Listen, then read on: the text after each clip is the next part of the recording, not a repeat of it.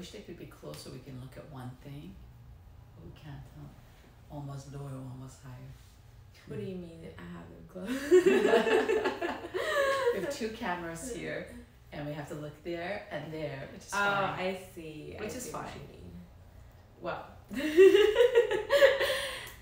happy Monday, everyone. I hope everyone had a lovely Mother's Day, got to celebrate with their loved ones. I know I did. We had good food. We made salmon and some. Sounds so yummy. Yeah, it was very good. And salad. Did your mom make it or you guys? My made it? sister made it. Oh, that's nice. That's nice. She made it, and so she made like pistachio crumbs like over the salmon, Nice. and it was very delicious. Wow. But anyway, today we are going to talk about all about health, right? Yes, the triangle of breathing, Yes.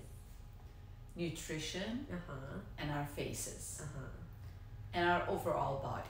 So there's a triangle that I don't think people have paid attention to it, that how nutrition, our breathing, and our faces are connected. And if you see, for example, if you see somebody that has beautiful facial symmetry, beautiful facial structure, you can assume that they're breathing better and they have good nutrition. And if you see the other way, it's just the opposite. And I brought a book called The Jaws to show you some pictures of what we're talking about, the importance of breathing. I would say the first pillar for our facial beauty in our body is breathing. But prior to that, let me introduce Nathalie. Nathalie is my right hand. She's sitting on my left, but she's my right hand partner in crime at both Dr. Maryam's office, at my office, and at BLA Fit. So whenever you guys connect with us, it's the 2 of us that read the emails, answer, and she's a personal certified trainer for BLA Fit, so she'll be training your 5 minutes when you guys ever buy and meet us there. And you want to introduce me?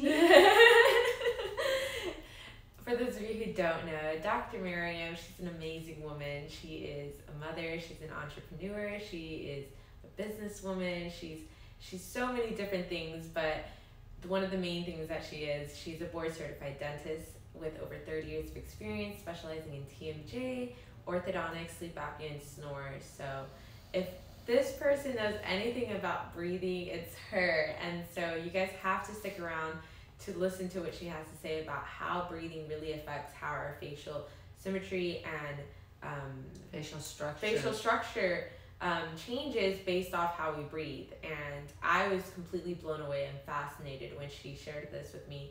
So I can't wait for her to share this with you guys, because I'm a mouth breather, and so yeah, it's mouth breathing versus nasal breathing, and it's a learned behavior. Because if you're a child, and for those mothers that have youngsters, your children, you have to pay attention. If their mouth is open while they're playing their games or doing their homework, that's the one that you need to work on immediately. You have to put effort and teach them how to do nasal breathing, and it's a learned behavior. And I will give you guys tips of how to do that. But let's first go back to basics. We're having Dr. Haas add to our group. Dr. Haas, are you coming? Yes. And he hasn't been sitting yet before we start our panel. Dr. Haas Sedegi is our immunologist, MD. He is the... let me tilt the camera. Let's see if I could tilt a little bit. I can come closer. Yeah, you can There come a he little is. bit. There you go. He can come as close as he wants to me because he's my husband. Hi, that's a good excuse to get close to your wife. Yeah. Hi, it's after it's a Mother's Day. So Hello, everyone. Dr. Haas is an MD, medical doctor, board certified anesthesiologist, board certified medical doctor, and also his PhD is in immune system. So he'll be adding on tips along the way, because in reality he practices an airway specialist. That means all about airway breathing, and the effect of our nasal breathing to our immune system. So we'll get him involved in that. But today's main thing for me, Natalie, is how to incorporate nasal breathing, what nasal breathing does to children as they're growing and becoming adolescents, how it affects their facial symmetry. And I want to start with, and then how nutrition also is our third pillar of our triangle.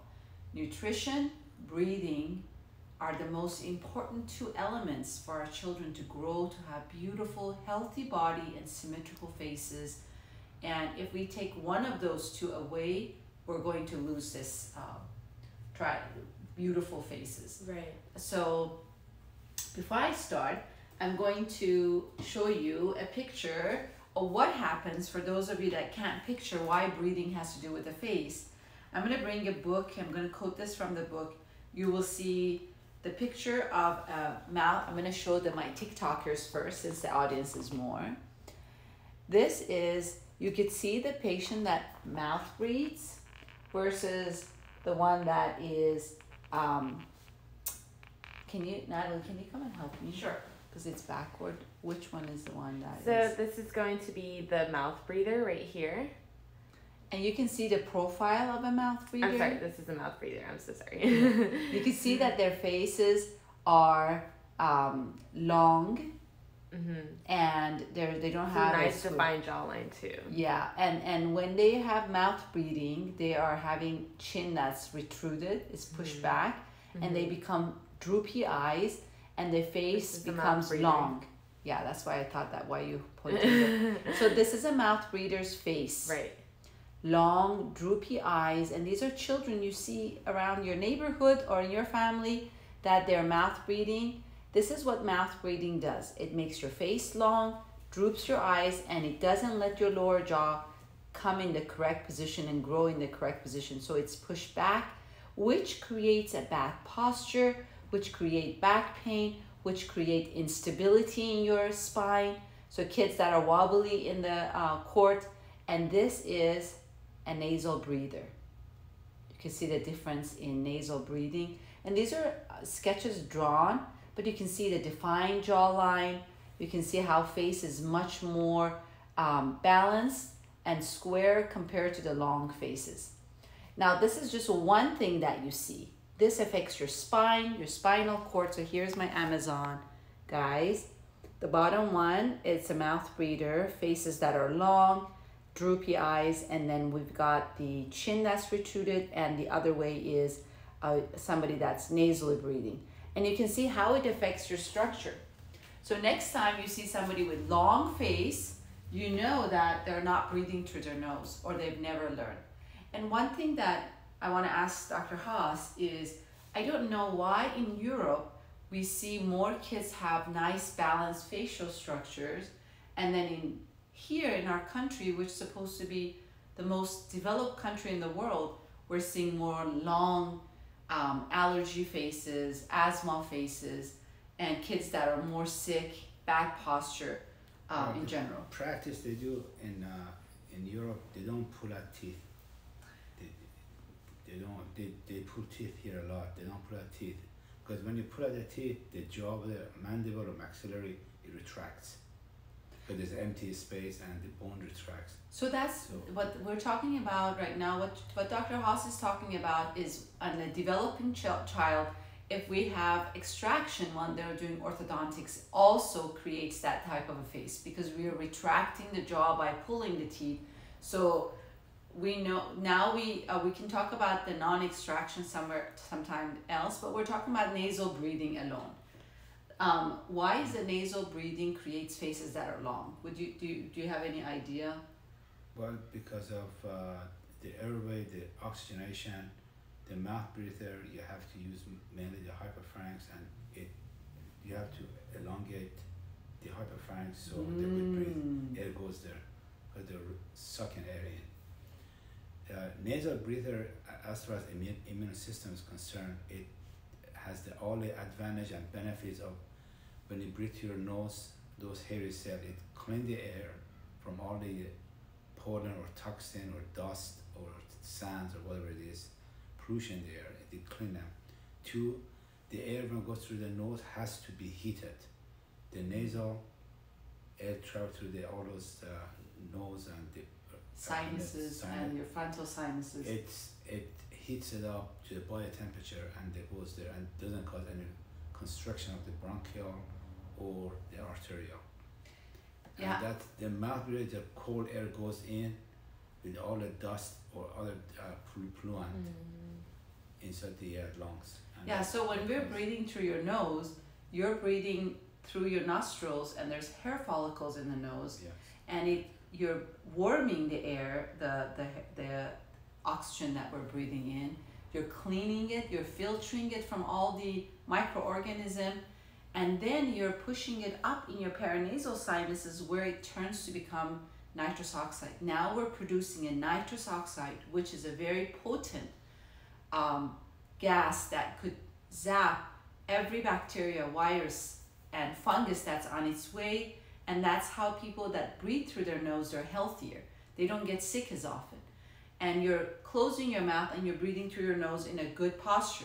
When you're mouth breathing, Dr. Haas, you said that when you're breathing through your mouth, you're sucking the air through your mouth. Number one, you're not filtering anything, so you get more sick in your lungs. The second thing is you're making what long? The hypopharynx. Hypopharynx becomes long, and just that,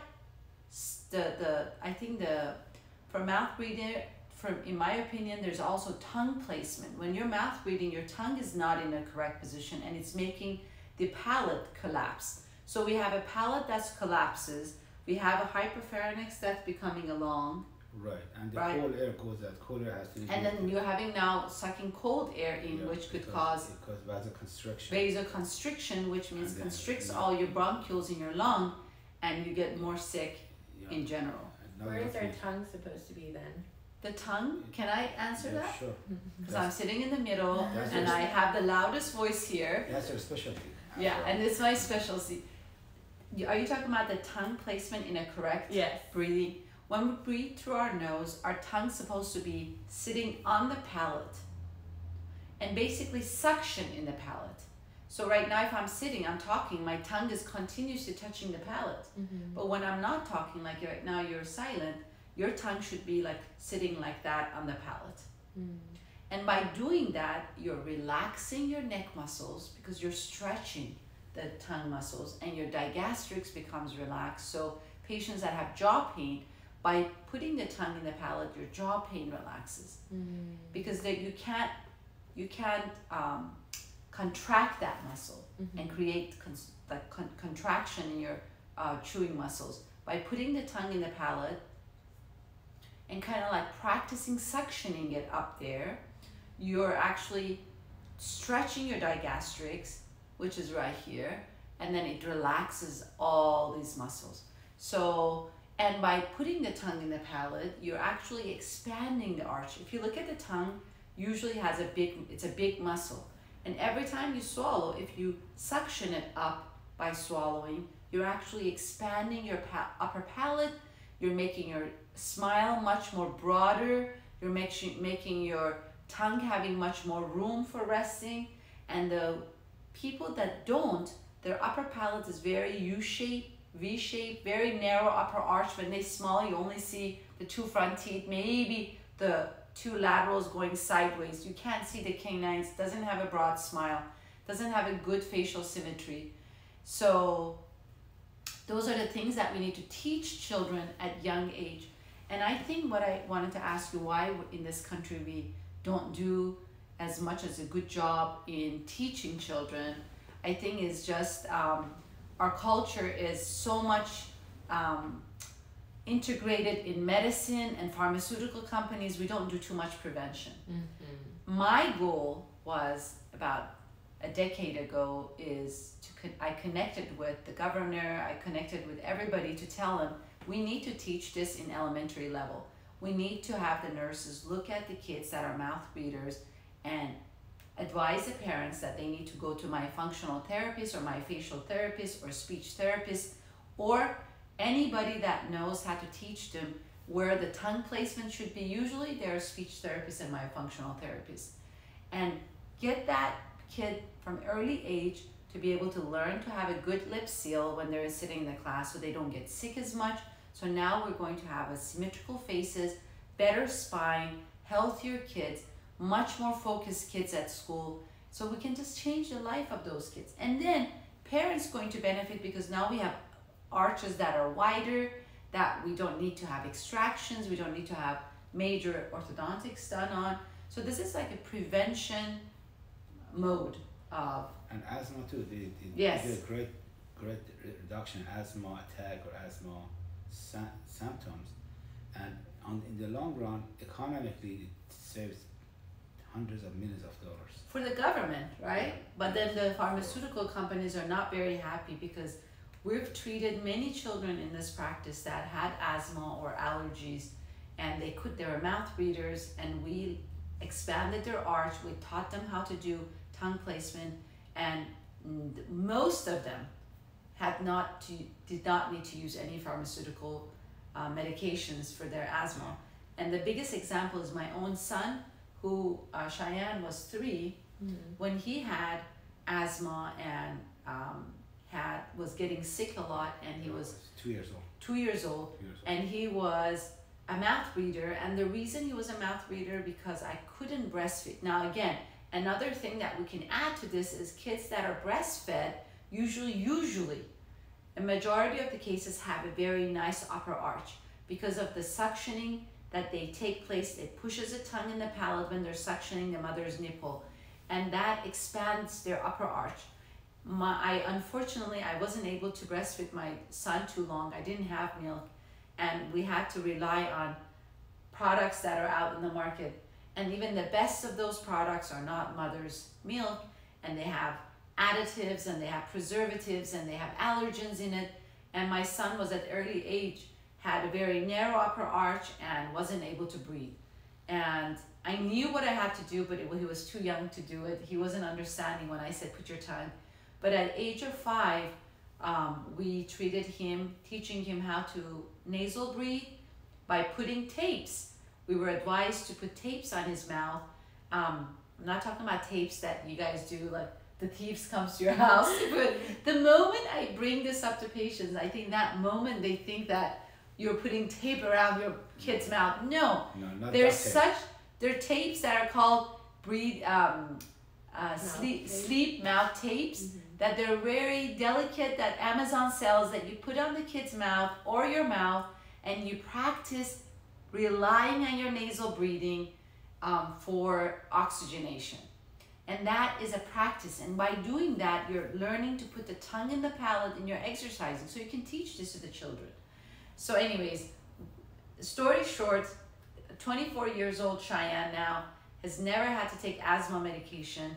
He is doing very well in life, knock on the wood, and has a great jaw structure because I knew what to do. Dr. Haas knew what to do. He was lucky he was born in this family, but there's so many kids that don't.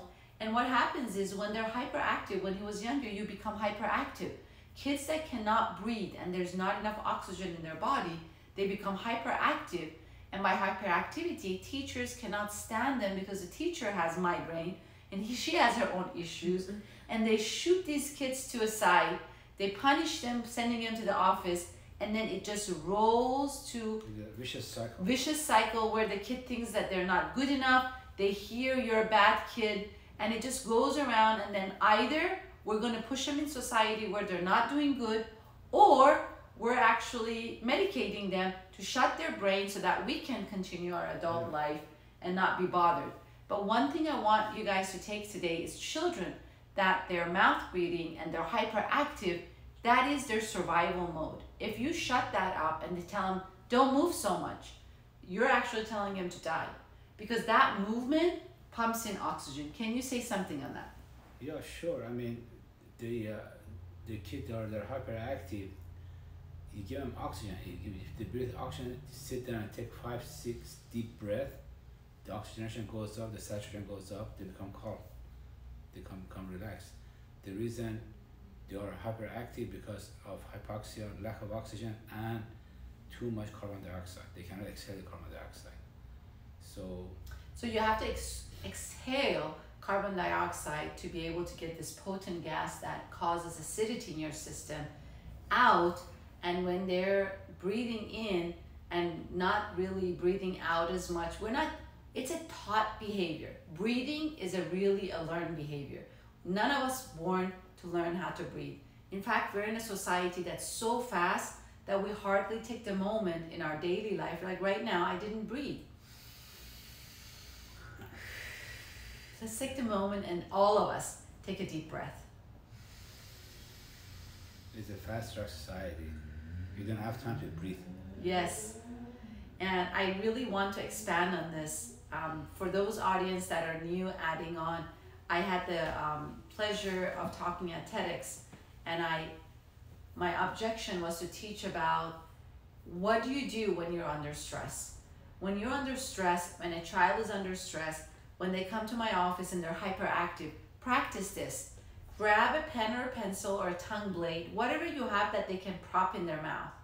Wipe it, clean it, and have them bite on it. And tell them to breathe through their nose for 2-3 breath cycles. Practice this with them. And then immediately you see that kid sitting in their chair and they're not moving anymore. Because now you promoted the breathing, you prop the jaw forward to open up the circulation to the brain. I'm gonna have to keep showing diagrams here repeatedly so we can remember. When you prop the jaw forward with something in their mouth, we're actually moving the jaw forward, opening the circulation. By propping the jaw forward, we're opening the circulation. And then now the brain has got great blood supply.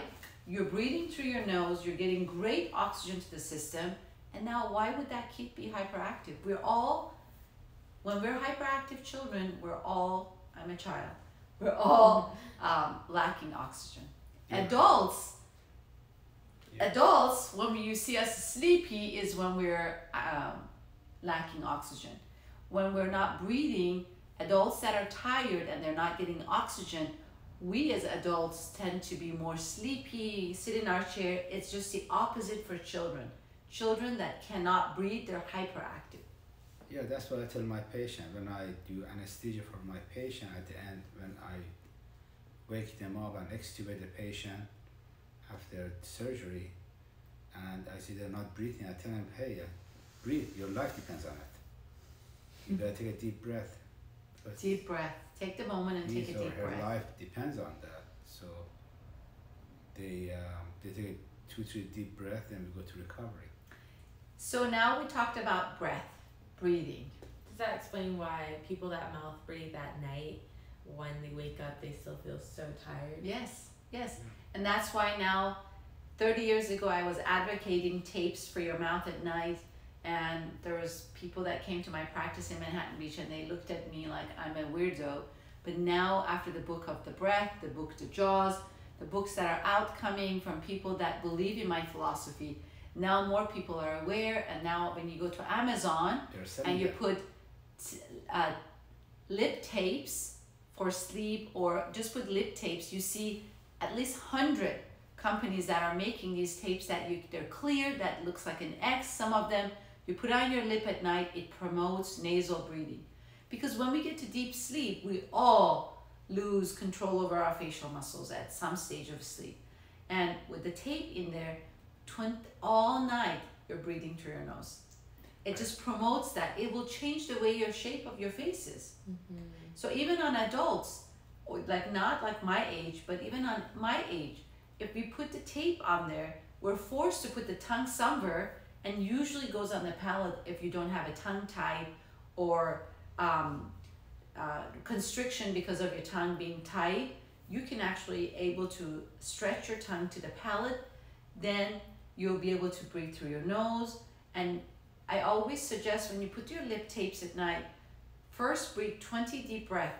Even with Dr. Haas at night, sometimes he forgets, and I tell him, Haas, let's breathe through our nose. So we both do deep breathing 20 times until we both don't know we're awake anymore. So stimulate yourself by starting that breath work, that exercise, and then let go. And that just keeping mindfulness on the breath work takes your mind away from all the tension you had all day, all the situations that could wait. Because if you can have a good night's sleep tomorrow, you could be solving your issues so much better. You have such clarity. And we're just relying on coffee and sugar and all these energy drinks to get going, and it's really this, that is another toxic cycle that creates other harms to our body. I remember 20 plus years ago, 22, 23 years ago, Dr. Maryam, or 28 years ago, at home, she used to go put the regular Scotch tape.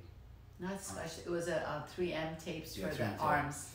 On Cheyenne, on our kids' mouth, where they were asleep, so they could breathe through their nose. Yeah, but also, And now they go to Amazon, there are hundreds of companies making those tapes. Jim, one of my professors. Nobody accepted her idea when she was saying, you gotta put a tape on a kid's mouth so they could breathe through their nose. It wasn't accepted by the general public. Yeah. It was like I was a weirdo doctor, but I wasn't the one that created that either. I learned from my professors in the field of airway early on when Cheyenne was sick that why didn't you put a tape on his mouth? And he recommended 3M Scotch Bond tapes that they use on when you cut your arms and you put it around like your bandage. And that doesn't pull the hair or anything and is not really abrasive. And I used to put it on my mouth and his mouth when we were doing paintings, so that he doesn't think that he's the only one that I'm putting their mouth. And I said, sweetie, let's do breathing exercises. So both my children learned breathing exercises from young age. Every night I would go to Cheyenne's room, and then I would go to my daughter Sharzi's room, and I sat, kneeled, and after we prayed, I told him to let's do 20 deep breathing exercises, and we both close our mouth and breathe until he falls asleep. And we did the same thing with Sharzad. Even now that they're adults, they come to my house, I go past by their room, say, don't forget your breathing exercises, because it's just, we get so wrapped up in our lives that we forget that breathing is our pillar of health and well-being. You don't have to eat. I'd rather tell you to fast, do intermittent fasting, or even fast all day and just eat one meal of healthy nutrition, but breathe all day. You will live over 100. I promise you, breathing alone is all we need, and hydration, and drinking good, clean water. So food, we put too much emphasis on food. Food is not really a crucial element in our life, but again, through marketing, we think automatically we have to eat breakfast, lunch, dinner, but our ancestors, they were hunting for days before they had food. We didn't eat 3 meals a day, you know, when you look back to our ancestors. It became like that after the world became more westernized. I don't think they ate 3 meals, breakfast, lunch, dinner. I think they ate when they were hungry, and when they were hungry, they hunted, and they were looking for food sources. And now we think that, oh my God, I eat breakfast at 8 and I feel like in 3 hours I'm so hungry because it's lunch hour. We've made these lunch hours, dinner hours so like crucial that we think that we're going to starve it to death if we missed a meal. But I'm going to let an immunologist talk about that. Overall, nothing happens if one doesn't eat, but everything happens if you eat. Yes. Cancer, cholesterol, heart disease, vascular disease, ulcer, gastric disease, and even mental disease, because there's so much chemical in our food nowadays, so much preservative and all that effect that has. But nothing happens if you don't eat. You need to make sure you're hydrated. But if you eat, you have to drink all day long, but eating, we're talking about eating food, consumption of food has become very, very exaggeratedly abused today in our westernized world, where we're continuously eating, and our stomach and our colon and our liver, our body doesn't have even time to take a break, and that's why we have so many ailments coming. If you don't eat, there's a less chance of you growing parasite in your body and or having high cholesterol or having clogged arteries. But if you continuously eat, and our food sources are not very sacred in this country, we have to be very careful what goes in our mouth. So it's the most important element is oxygen, and then it's our hydration, which is our water. And our water needs to be clean, and we need to make sure we're hydrated. And how long can we not eat and survive? 40 days? Yeah, a long time. I don't know exactly how many. But, depends on the individual. But people have done fasting for 30, 40 days, because if you don't eat, your body uses your own nutritional fat cells storage to break down, and then it will save that same one. So you don't even have to eat for 30, 40 days and you'll be fine. Just imagine how like after 3 hours you're like, I'm hungry. But we're not endorsing that message. I don't mind endorsing the message, but I'm not able to follow that myself because I'm right now doing intermittent fasting. That's something that's really prevalent nowadays. And I'm eating later today at the day and I'm just skipping one meal. So I'm having a small lunch and then I'm gonna have a smaller dinner. So I'm reducing my food intake because I was eating a big breakfast, a nice lunch, and then a very good dinner. And even though I do have a decent metabolic activity, even I'm eating very healthy and I cook everything myself, I still was I was feeling tired. Now that I'm doing intermittent fasting, I could say that I'm energetically the same. I'm not tired, but I feel lighter. I feel like I'm sleeping better. So intermittent fasting, 100% I'm advocating that. Well, I haven't had any food since yesterday lunch. See? Yeah. He hasn't had, he's 24 hours fasted. Because I was on call. Because he was in the hospital. But in general, breathing, today's objection is breathing is very important. And then the next thing is good nutrition, selective nutrition. You want to make sure that I'm not advocating keto diet over paleo diet, over vegetarian or vegan diet. You can have any diet that you want, but you have to be in moderation. We just have to remember, I always use my palm of my hand. Our food should not be more than the palm of your hand. That's how much you have to eat. So if your plates are really big and you're consuming even vegetables, a lot of it, you're expanding your stomach mass, and the next meal you're more hungry because now everything is expanded, it doesn't feel full. So, and then drinking water. Before you eat, drink a cup of water and then you feel like less needed. So we don't need too much food, what we were talking about, but we need to have very good source of food where there's no chemicals, where they're not deprived of good nutrition, when they're not processed, because processed food and sugar will also cause decay and faces that are deformed. Crowded mouths are from allergens that are in the food, so it's a vicious cycle. You can breathe and have getting decent arches, but if you are eating food that have allergens and preservative and additives and hormones, now you have those elements are clogging your nasal pathway and you can't breathe through your nose. So that's again a vicious cycle. So nutrition and breathing is very important. We need to make sure we eat clean food that are more closer to nature than any packaged processed food. Put the packaged processed food out. If you buy frozen food, I don't know about that, but the food that are kept in the refrigerator for 2 weeks, 3 weeks, they have additives to be able to preserve it.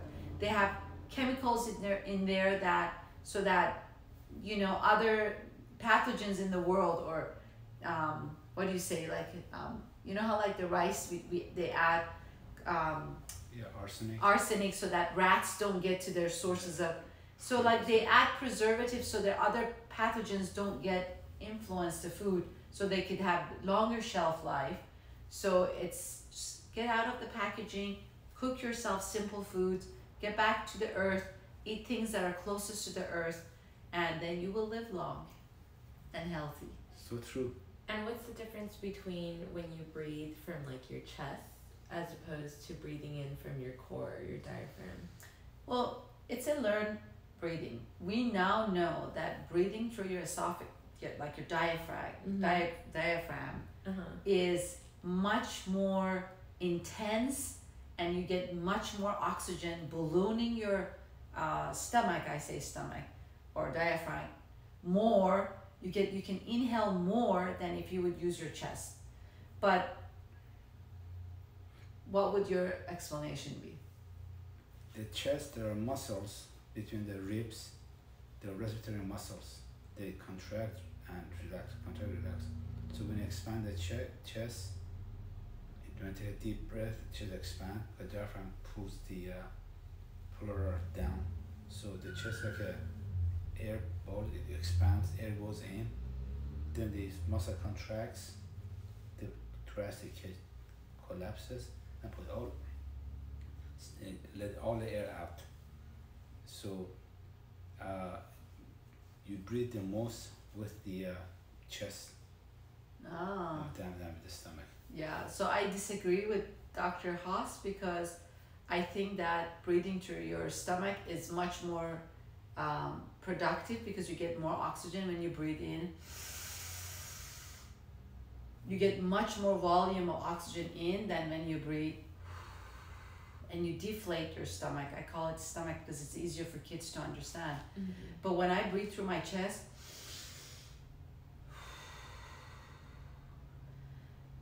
I feel like this is better, and maybe I'm biased because I took a class called Buteyko breathing technique years ago, and they told us that in countries like Russia, when they breathe, when they have patients that are heart patients, or they had heart attack, or a lot of different ailments, in those hospitals, they teach them to breathe through their stomach and balloon their stomach out and deflate it. That gave them the most relaxation and improved their heart activity better than chest breathing. But regardless of chest or stomach breathing, esophageal breathing, nasal breathing is the most important. I don't want to add like another equation. Breathe through your nose, whatever comes comfortable. This is a learned behavior. Mm-hmm. We don't automatically breathe through our stomach. Everybody breathes through their chest. And some of us do both. Like right now I did. This raised and this raised. And both collapsed. So how do you explain that? Because you have learned behavior. It's a learned behavior. Teaching Buteyko breathing technique was the best. I mean, I took the class, but they teach it to doctors around the world, and you have to pay a hefty amount of money. Like I think that time was $5,000 to take the class. Oh my God. To learn, basically, after 5 days, breathe. Just put your hands on your stomach and breathe in. Inflate it and hold. So you breathe through your nose, you inflate your stomach out like a balloon. Feel that balloon because we have a lot more mass here to fill up the air.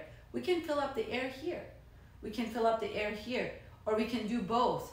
But it's best to do it here because they've shown in research that it will help improve your heart rate, calm your mind. That's how that video that you and I watched, that the guy went under the ground and swim for like a long period of time. He taught himself to breathe through his stomach and learn to hold the breath in, and that's why he was able to be underwater so long. This is a gentleman that, I don't know what country in Europe he was from, but he lost his wife and he challenged how much can he be under the water. And he was showing that he practiced the meditative breathing, which is through your esophagus, right? Esophagus is here. You call it esophageal. Yeah. No, esophagus comes here. But what do you call this? Oh, those are abdomen. Abdomen. Breathe through your abdomen. What did you say when you asked me which one is better? You said the diaphragm. Diaphragm is the muscle on the chest. Yes, diaphragm. This is abdomen. Yeah. Abdominal muscle contracts. Yeah. Well, that's what the Marines are taught, right? When they have to like learn how to be. Navy. Yeah, the Navy. There you go. They have to be underwater for long periods of time. Mm-hmm. Like they are taught all of these things, and it just goes to show that anyone can be taught this. It's not just.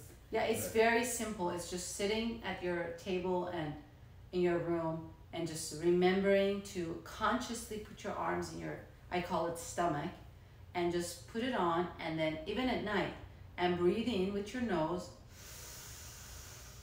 inflate. Think this is a balloon that you're filling. Inflate it and hold it. I'm still holding it. And then deflate it, breathing through your mouth. I, for one, can vouch that everything that Dr. Maryam has explained today is all a learned behavior. I used to be a patient of Dr. Maryam's years ago, and she would constantly, every single time I would come for like my monthly visit, she would tell me where I had to place my tongue because I wasn't placing it in the correct position, and I was a mouth breather. And she would always say, put your tongue on the roof of your mouth, put your tongue on the roof of your mouth. And I was so challenged doing that. I couldn't do it. It was so hard. I felt like I couldn't breathe by putting my tongue on the roof of my mouth. And I was like, this woman's crazy. I can't do this. She's trying to kill me. Exactly. I thought it was so hard because I couldn't breathe until I finally figured it out. And I'm so grateful that she constantly reminded me and told me how to properly breathe from my nose, where to place my tongue, because now it comes natural to me. But it took me a lot of time to practice and unlearn that behavior and learn the correct one. I can testify that she is now, her desk is right across from my desk, and I get to see, and I check on everybody to make sure they're breathing through their nose. And I see Nathalie now. At the beginning when she worked for me, she was very fidgety. She wasn't like able to sit calmly in her chair. Now I see her, at least I've seen her at times 3 hours sitting, and I see her mouth sealed, and she's so focused in what she's doing. I could sit and do this in front of her and she's not looking. So that just tells you that how nasal breathing can be learned, and that can improve our life. And I think we have another Amazon Live that we need to soon be left. Yes, we'll have one. Yes, it's coming up. It's coming up. But yes, all of this is really important, and this is what Dr. Maryam has taught all of her patients. This is what she does for a living, helping people how to live healthier, longer lives by correcting their breathing techniques. And I can vouch that this has honestly changed my life. I do have to purchase mouth tape. I have a lot. I'll bring you some. And also, just like a quick question, what are your thoughts on people that use mouth tape to stop snoring? That actually works too, because a lot of time, okay, so there's snorings are two kinds of snoring. Mm-hmm. There's one that the airway back of their throat is closed, one that they mouth breathe. If you close your mouth and you're able to breathe through your nose, it's going to definitely improve your snoring. But some of us need both an appliance that moves the jaw forward, opens the back of our airway, those that have sleep apnea.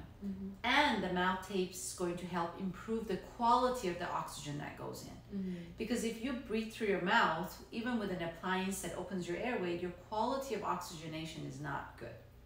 But if we can learn to breathe through our nose, now we're increasing the quality, the warming of the air that Dr. Haas talked about, the cleansing of the oxygen to nitrous oxide.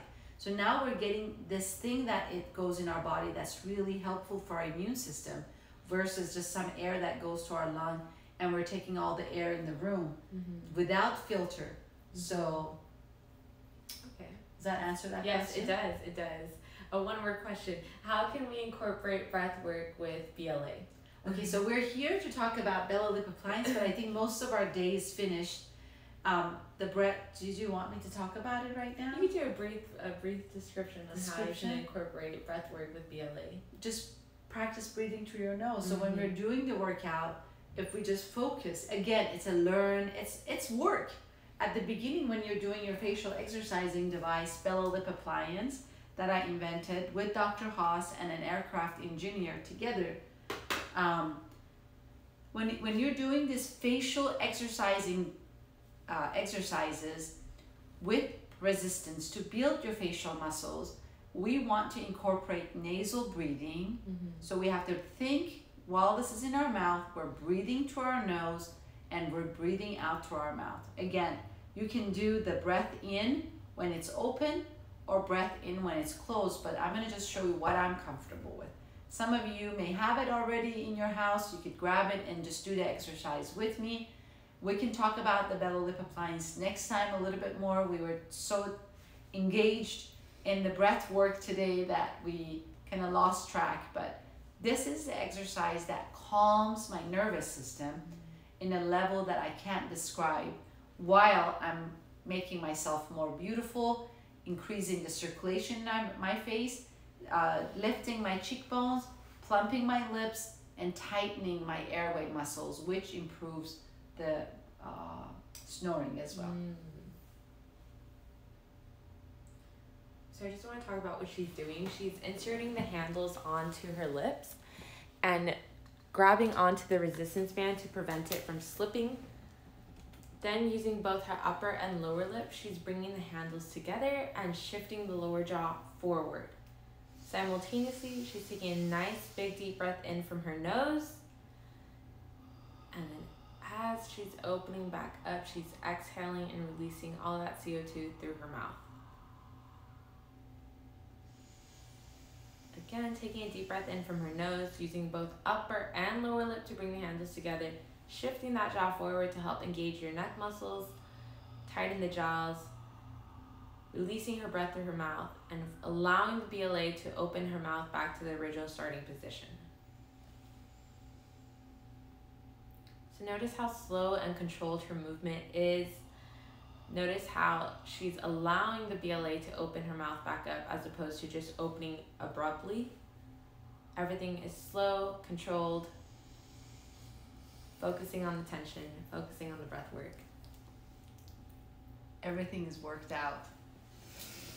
I'm relaxed. Excellent facial gymnastic. Yeah, there you go. Facial gymnastics, all right? these muscles feels like workout, but my brain is relaxed. So find something that do that you're working out. While you're working out anywhere in the gym, you're never relaxed. You're always tensing your muscles of your face. This exercise allows you to relax, but work out facial muscles. Mm-hmm. There's nothing that can be done like that. You have to feel it until you believe it. It's just a great feeling. So I'm and just how many times a day do you have to do that? I would say for beginners, at least a minute a day, which is about 3 to 5 vertical repetition, 3 to 5 horizontal repetition, which takes less than a minute. And then you can add to it. There's days that Nathalie does 5 minutes a day because she's training 5 people in a day. Right. But 1 minute is where our clinical research study was based on. I've done it. I usually do 1 minute like this time, and then 1 minute before sleep to just get my mind and my brain and my body relaxed, ready to go to deep sleep. Dr. Haas has one by his bed. Yeah. I don't know how often Dr. Haas does his. When I'm home, I use it. When I'm not home. Yeah. I wasn't home last night. But his using is to get. Can I show? Sure. He noticed that we're doing it and he's getting a little jowls, and he's trying to get that jowls tightened up. Yeah, it decreases. I've observed that when I use it since about a couple of months ago, it decreases. Yeah, it's really improved a lot. But he's not a consistent user. Usually our male patients are not consistent users, but not very compliant. I think we're good to go. And we're good to go. Thank you so much, Dr. Maryam and Dr. Haas, Thank you, honey, for being here. That was a nice live, because normally we always talk about the BLA, but it was nice to inform our audience about other things outside of the BLA. So I appreciate you guys both being here. Thank you, everybody. Thank you, Nathalie. See you guys next week.